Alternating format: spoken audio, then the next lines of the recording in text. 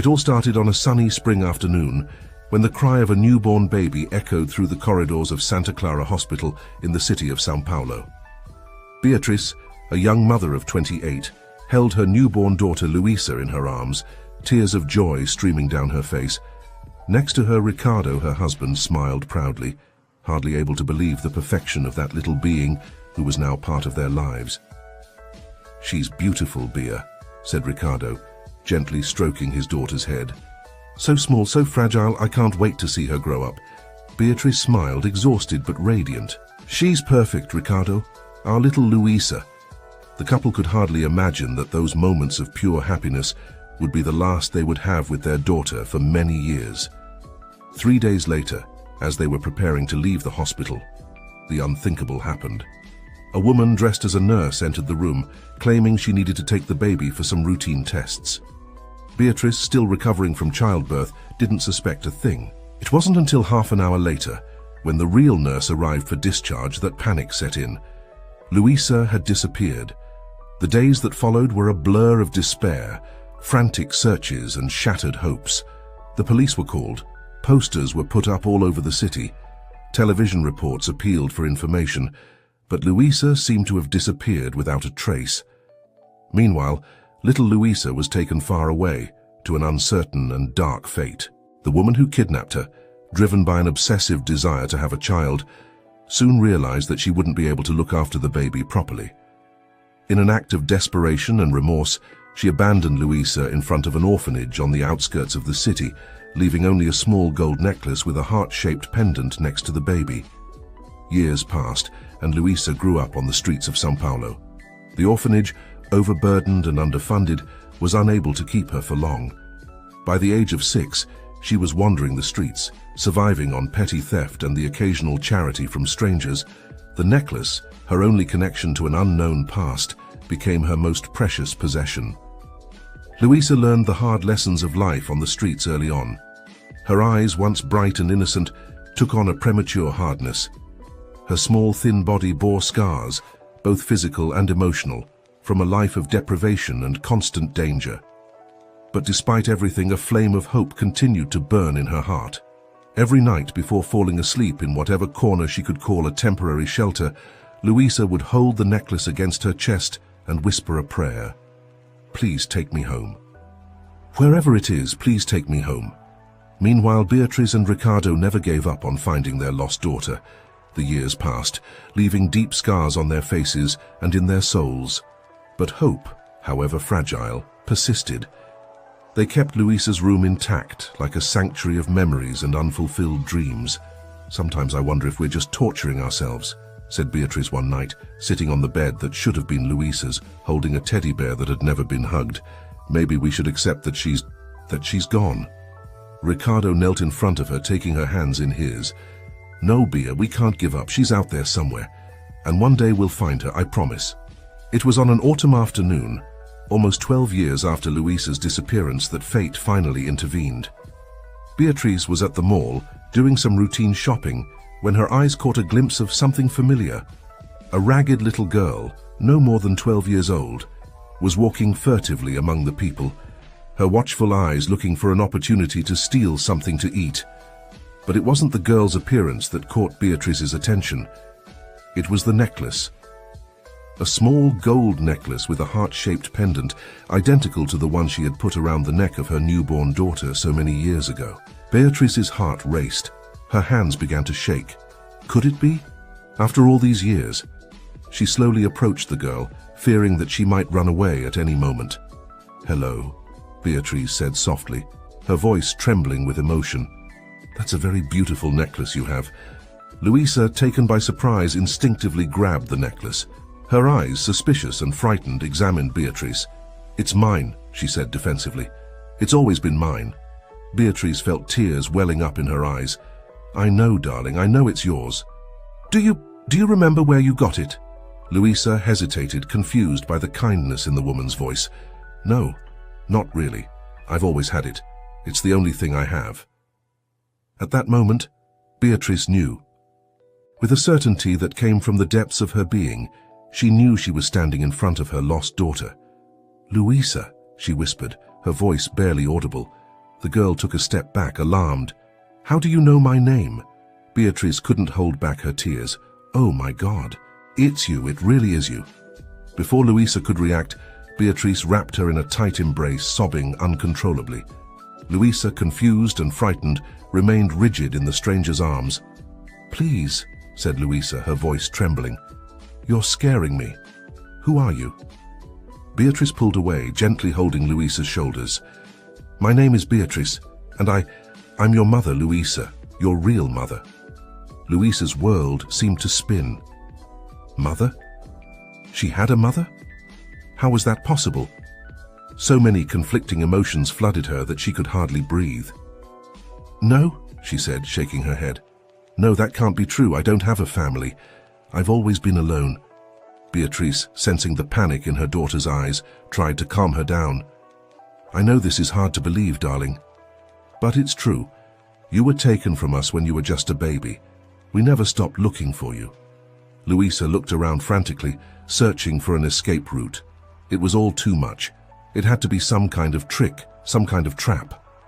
No one had ever cared about her before. Why should it be any different now? I have to go," she stammered, taking a step back. Beatrice, fearful of losing her daughter again, acted on instinct. She picked up her phone and quickly dialed a number. "Ricardo," she said when the call was answered, her voice shaking with emotion. "Come to the mall now. I've found her. I found our Luisa." While they waited for Ricardo to arrive, Beatrice tried to calm Luisa down, telling her about her birth, about the necklace, about how she had disappeared. Luisa listened with a mixture of disbelief and a deep longing that she barely understood. When Ricardo arrived, breathless and wide-eyed with hope, the scene that followed was one of pure emotion. He looked at Luisa, immediately recognizing the features of Beatrice and himself in the girl's face. "My child," he whispered, falling to his knees in front of her. "We've finally found you." Luisa, overwhelmed by everything, began to cry. Years of loneliness, fear and despair came to the surface in an explosion of emotions. Beatrice and Ricardo embraced her, forming a circle of love around her, silently promising never to let her go again. In the days that followed, Luisa's life changed completely. She was taken to Beatrice and Ricardo's home, a spacious and comfortable house in the suburbs of São Paulo. The room that had been prepared for her so many years ago finally welcomed its occupant. But the transition wasn't easy. Luisa, used to the harshness of the streets, found it difficult to adapt to her new reality. She would wake up in the middle of the night, frightened, believing that everything was just a dream. Sometimes the comfort of her bed was too much, and she would curl up on the floor, seeking the familiarity of the life she knew. Beatrice and Ricardo, for their part, had to learn to be parents to a traumatized preteen. They hired therapists, doctors and tutors to help Luisa recover physically and emotionally. Every little bit of progress was celebrated, every setback met with patience and love. "I don't know if I can do this," Luisa confessed one night, hugging her knees to her chest. "What if I'm not good enough to be your daughter?" Beatrice sat next to her on the bed, slipping an arm around her shoulders. "Oh, my love, you're already perfect just the way you are. We love you unconditionally. There's nothing you can do to change that." Ricardo joined them, taking a seat on the other side of Luisa. "Your mother is right, Princess. We've waited for you for so long. Now that we've found you, nothing else matters but having you with us." Slowly, day by day, Luisa began to open up. She learned to trust her parents, to accept their love and care. She started going to school, making friends, experiencing the simple joys of childhood that had been denied her for so long. But it wasn't all flowers. The family faced legal challenges to make custody of Luisa official. The case of her kidnapping was reopened, bringing up painful memories and attracting media attention. Luisa found herself at the center of a storm she barely understood. "Why does everyone want to know about me?" she asked one day, hiding behind the curtains as reporters crowded outside the house. Ricardo sighed, pulling her into a hug. "Because your story is extraordinary, my love. You're a survivor, a warrior. People are inspired by you." Luisa frowned. "But I don't feel like a warrior. Sometimes I just feel lost." Beatrice joined in the hug. "And it's okay to feel that way, darling. You've been through so much, but now you have us, and together we'll find the way." As the months passed, Louisa began to blossom. Her body, once frail and malnourished, gained strength and health. Her eyes, once cautious and suspicious, began to shine with a renewed light. She discovered talents she didn't even know she possessed, a melodious voice that enchanted everyone when she sang, a natural ability to draw that turned blank pages into fantastic worlds. One day, while drawing in the garden, Louisa called Beatrice. "Mamai," she said, the word still sounding new on her lips. "Look what I've done." Beatrice approached, her heart filling with joy at hearing Louisa call her mother. She looked at the drawing and felt tears welling up in her eyes. It was a family portrait, Beatrice, Ricardo and Louisa all smiling, holding hands. "It's beautiful, my love," Beatrice whispered, hugging her daughter. Louisa smiled, a genuine smile that lit up her whole face. "It's us, our family." It was at that moment that Beatrice realized how far they had come. Louisa was no longer the frightened little girl they had met at the mall. She was becoming a strong, courageous and loving young woman, but Louisa's healing journey was far from over. There were days when the ghosts of her past haunted her, nights when nightmares woke her up screaming. On one of these particularly difficult nights, Ricardo found her curled up in the corner of her room, shivering. "Hey, princess," he said softly, sitting down next to her. "Do you want to talk about it?" Louisa shook her head, silent tears running down her cheeks. Ricardo didn't insist. Instead, he began to softly sing a lullaby he used to sing to her when she was a baby. Slowly, Louisa calmed down, letting herself be lulled by her father's voice. "You know," Ricardo said when he had finished the song, "when you were a baby, I used to sing this to you every night. Even after you disappeared, I kept singing it. It was my way of keeping you close." Louisa looked at him, her eyes shining with a mixture of sadness and love. "You never gave up on me, did you?" Ricardo smiled, tears in his own eyes. "Never, and we'll never give up. You're our daughter, Louisa, and nothing can change that." That night, for the first time since arriving at her parents' house, Louisa allowed herself to be truly vulnerable. She cried in Ricardo's arms, releasing years of pain and loneliness. And when the sun rose, something had changed. A new trust, a new connection had formed between father and daughter. Months turned into years, and Louisa continued to grow and change. She entered adolescence with the unwavering support of her parents, facing the typical challenges of this stage of life with a maturity beyond her years. One day over dinner, Louisa surprised her parents with an unexpected question. "Do you think we'll ever find out who kidnapped me?" Beatrice and Ricardo exchanged worried glances. It was a subject they had avoided for fear of reopening old wounds. "We don't know, dear," Beatrice answered honestly. "The police have never been able to find any concrete clues. But why do you ask? Has it been bothering you?" Louisa played with the food on her plate thoughtfully. "Sometimes I wonder why. Why would anyone do that? And what happened after I was abandoned? There are so many parts of my story that are blank." Ricardo reached across the table and took Louisa's hand. "We understand your curiosity, princess, and if one day we get the chance to find out those answers, we'll support you. But I want you to know that these blank spots don't define who you are.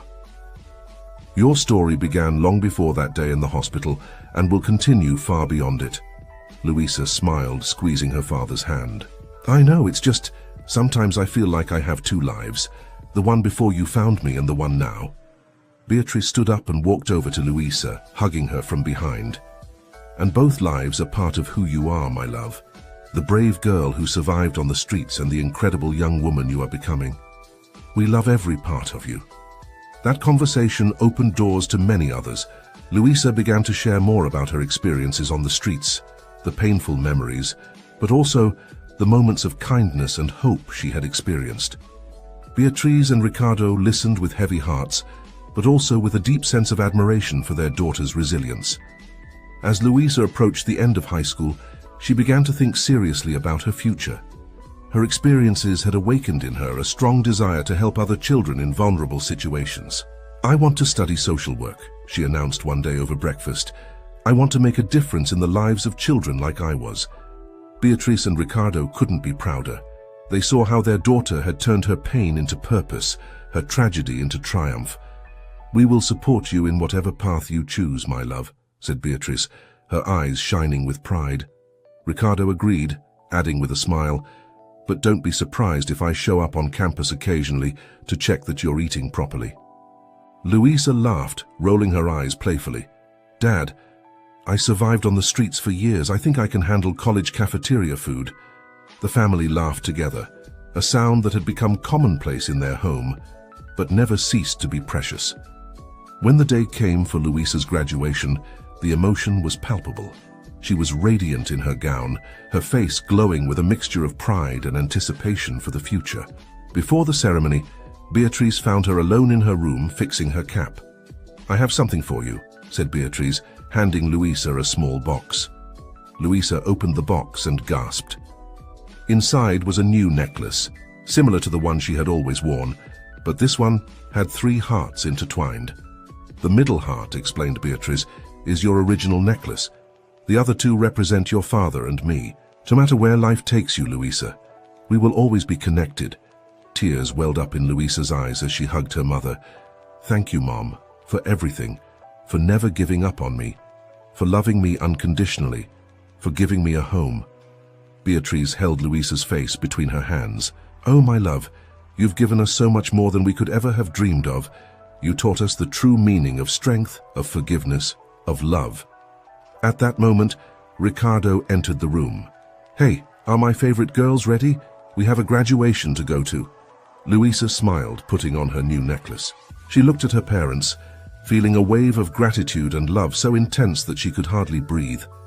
"I'm ready," she said. "Let's do it." As they walked together to the car, Luisa reflected on her journey. From the dark, cold alleys of São Paulo to this moment of triumph, she had come a long way. And although the path hadn't always been easy, every step had led her to this moment, to this family, to this love.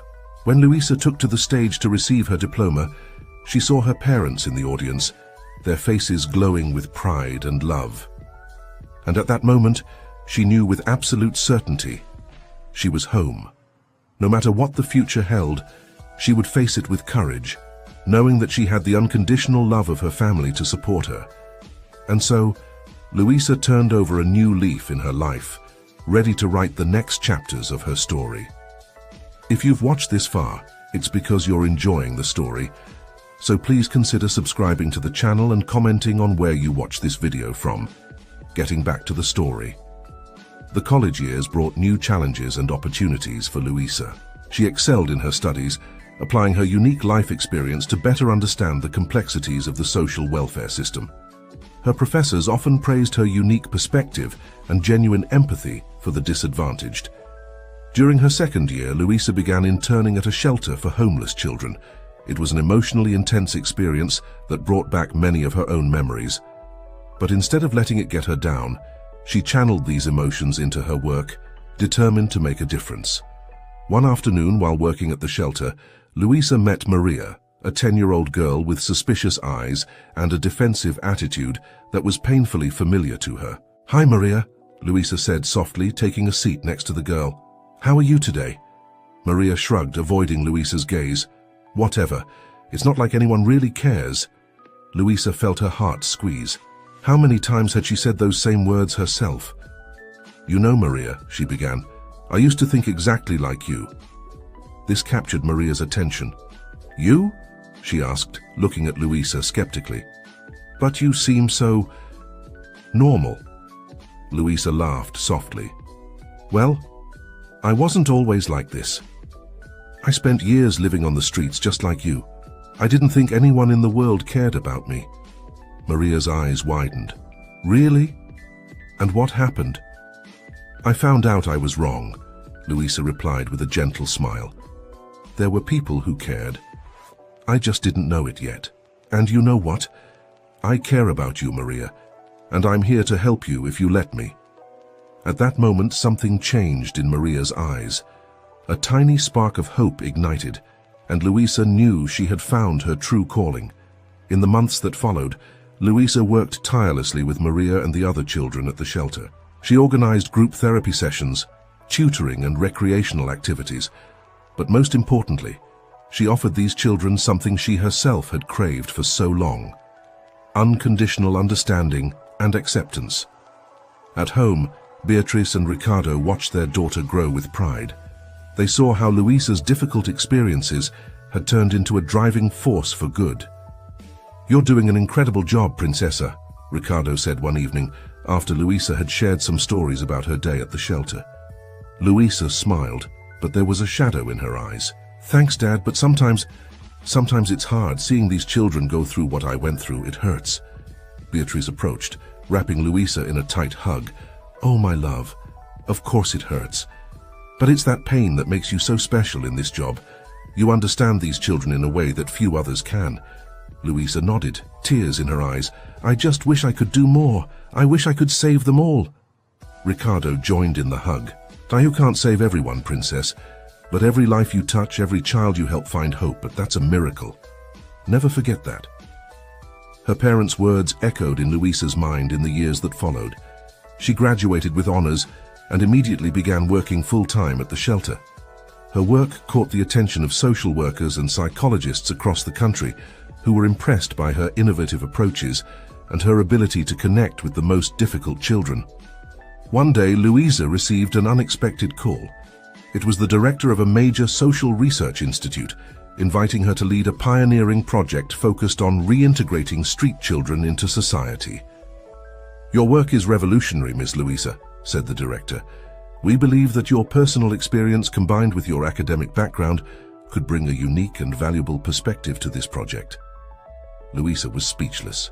It was an incredible opportunity, a chance to expand her impact beyond the local shelter, but it also meant leaving behind the work she loved, the children with whom she had created such strong bonds.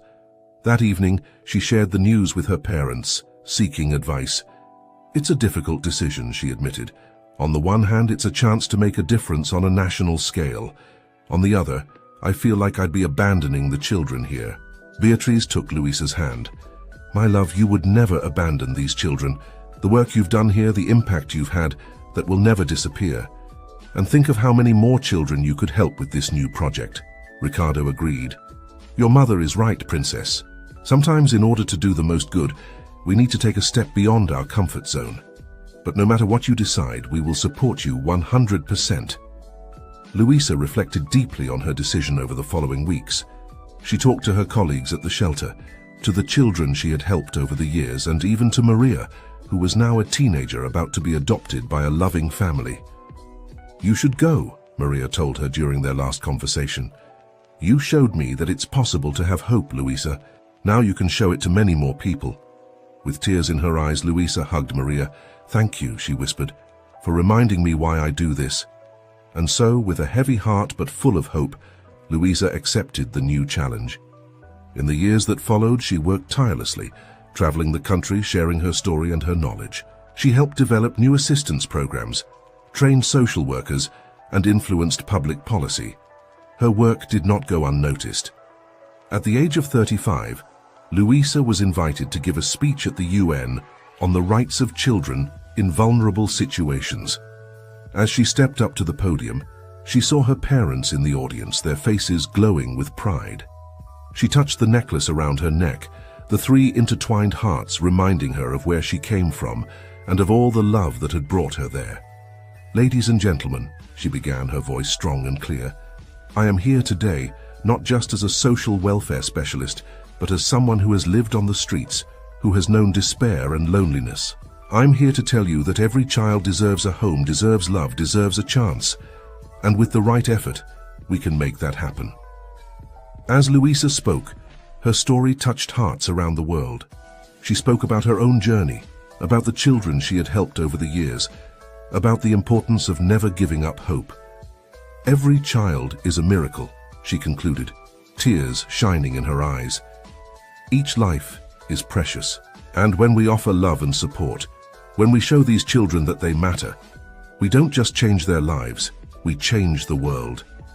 The audience erupted in applause, many with tears in their eyes. Luisa looked at her parents, who were smiling with indescribable pride.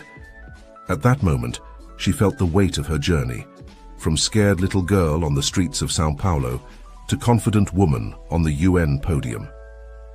After her speech, Luisa was approached by dignitaries and world leaders, all eager to discuss her ideas and experiences. But amidst all the buzz, her eyes sought out her parents. When she found them, she ran into their arms, feeling once again like the little girl who had found her home so many years ago. "We're so proud of you, my love," Beatrice whispered, holding Luisa's face between her hands. Ricardo, with tears in his eyes, added, "You've exceeded all our expectations, Princess. You're changing the world." Luisa smiled through her tears. "I'm just giving back the love you've given me. All of this is thanks to you." In the days following the UN conference, Luisa's life changed dramatically. Her story went viral, inspiring millions around the world. She received invitations to give talks, book deals, and even proposals to adapt her story into a movie. In the midst of all this excitement, Luisa received an unexpected phone call. It was Maria, the girl she had helped years ago at the shelter. "Luisa," Maria said, her voice laced with emotion, "I saw your speech on TV. I wanted you to know that you changed my life. I'm at university now, studying social work. I want to be like you." Luisa felt her heart fill with joy. "Oh, Maria, you don't know how much this means to me. I'm so proud of you." "Thank you," Maria replied, "for never giving up on me, for showing me that I could be more than my past." After hanging up the phone, Luisa reflected on how a simple act of kindness could create ripples of change that extended far beyond what we could see. As her career took off, Luisa never lost sight of her original mission. She used her newly acquired platform to amplify the voices of children in vulnerable situations, pushing for reforms in the social welfare system and raising funds for support programs. One day, during a visit to a shelter in a small town, Luisa met a boy called João. He was 10 years old and had eyes that carried a sadness she knew all too well. "Hi, João," she said softly, sitting down next to him. "How are you feeling today?" João shrugged, avoiding her gaze. "Nobody really cares." Luisa smiled gently. "I do care, João. And I want you to know that, no matter how difficult things seem right now, there is hope. I know that because I've been where you are." João's eyes widened with surprise. "You? But you look so happy." "I am now," Luisa replied. "But there was a time when I was as scared and alone as you are now. Do you know what helped me? People who cared. People who believed in me even when I didn't believe in myself." John looked at her with a mixture of curiosity and caution. What if no one believes in me?" Luisa put her hand on his shoulder. "I believe you, João. And I promise I'll do everything I can to help you find people who believe in you too." At that moment, something changed in João's eyes. A small spark of hope ignited, just as it had with Luisa so many years ago. In the months that followed, Luisa worked tirelessly to improve João's situation and that of other children like him. She used her influence to push for changes in local policies, raised funds to improve conditions at the shelter, and implemented mentoring programs to help the children build a better future. A year later, Luisa received an email that made her cry with joy. It was from João. He had been adopted by a loving family and was adapting well to his new life. "Thank you for believing in me," he wrote. "You changed my life." Reading those words, Luisa felt a wave of gratitude for everyone who had believed in her throughout her journey. Her parents, the social workers who helped her, the people who saw beyond her past and saw her potential. That evening, Luisa called her parents. "Mom, Dad," she said, her voice full of emotion. "I just wanted to say thank you for everything, for finding me, for never giving up on me, for loving me unconditionally."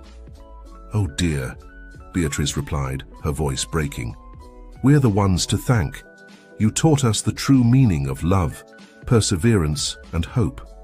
Ricardo added, "You're our hero, Princess. Not just ours, but for so many children around the world." Luisa smiled through her tears. "I love you so much. Everything I am, everything I've achieved, is thanks to you."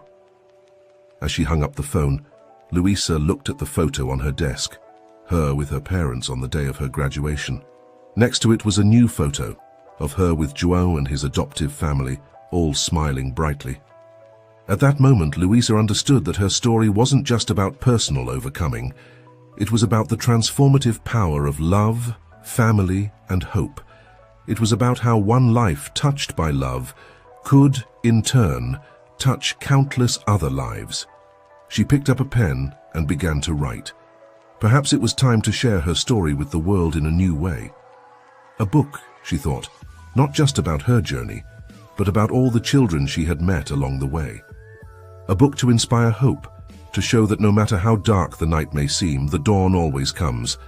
And so Louisa began to write the next chapter of her life, knowing that each word would be a tribute to everyone who believed in her, and a promise to all the children who still needed to believe in themselves. As the words flowed, Louisa felt a deep sense of purpose. Her life, with all its pains and joys, had a greater meaning. She had become a beacon of hope for those who were still lost in the darkness. Months passed and Louisa's book was finally ready. Entitled Intertwined Hearts, A Journey of Loss, Love and Redemption, the book quickly became an international bestseller. Her words have touched hearts around the world, inspiring changes in social welfare policies and motivating thousands of people to become foster parents or volunteer in shelters. At the book launch, Louisa looked out at the gathered crowd. There were her parents, of course, their faces beaming with pride. But there were also faces she hadn't expected to see. Maria, now a young social worker, João with his foster family, and dozens of other children and young people whose lives she had touched over the years. With tears in her eyes, Louisa began her speech. When I was a little girl on the streets of São Paulo, I used to look up at the stars and wonder if anyone out there cared about me. Today, I look at all of you and see a whole universe of love and compassion. My story is not just mine, it's ours. It's the story of every child who has ever felt lost, of every parent who has never given up looking, of every person who has reached out to help someone in need.